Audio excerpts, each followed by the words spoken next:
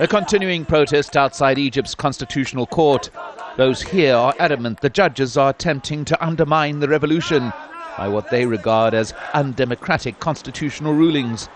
Among them, the decision to involve Parliament and to question the legality of the Constituent Assembly that drew up the controversial draft constitution.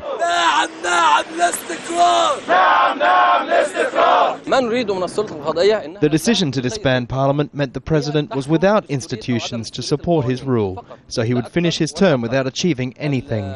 That's what the judges wanted. We want the judges to stop politicizing the judiciary. They must judge whether or not the laws are constitutional. No more and no less. The President has the right to implement the laws in the manner he sees fit. But hundreds of protesting prosecutors disagree.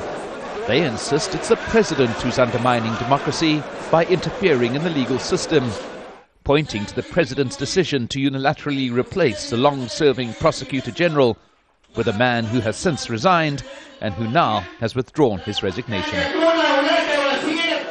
Angered by what they regard as a presidential attack on their positions, many judges refuse to supervise the 2 rounds of the referendum.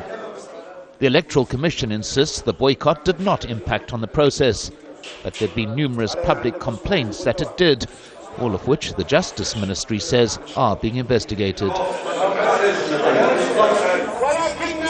President Morsi withdrew a number of deeply controversial decrees that sharply reduced the powers of the judiciary, but one remains in place, that presidential declarations are not subject to constitutional review by the judges. A fundamental criticism of the draft constitution is that it makes no provision for a clearly defined separation of powers between the legislative, judicial and executive branches of state. The opposition claims the draft constitution gives the president immense power over Parliament and the judiciary, and it contends that both institutions are denied any effective oversight or control of presidential decision. This, say many judges, is not a mistake on the part of those who drafted the constitution, it's their intention. Mike Hanna, Al Jazeera, Cairo.